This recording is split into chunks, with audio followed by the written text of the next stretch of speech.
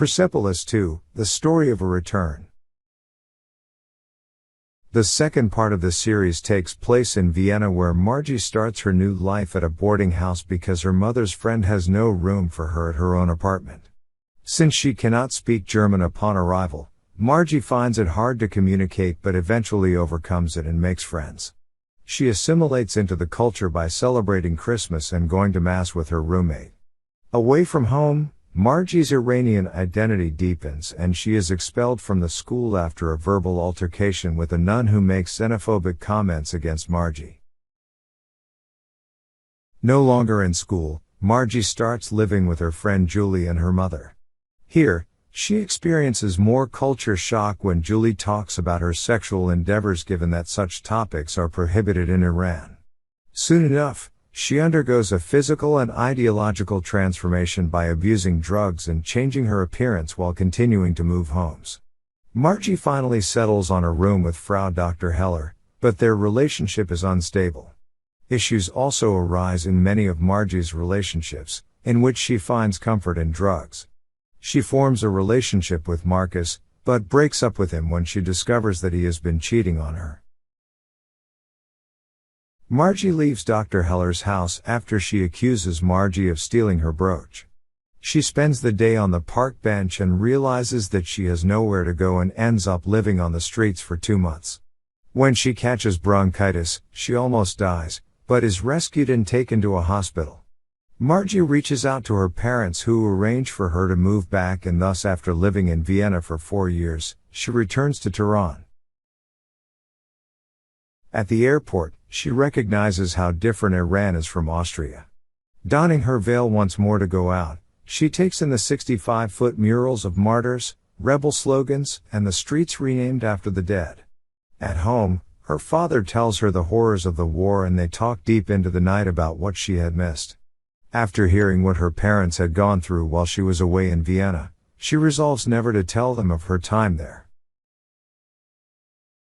However, her trauma from Austria makes her fall into depression, forcing her to attempt suicide twice.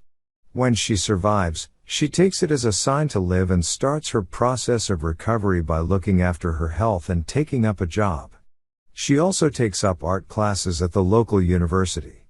However, due to the restrictions of showing female nudity, Margie and her friends attend secret sessions and parties, away from the prying eyes of the religious police.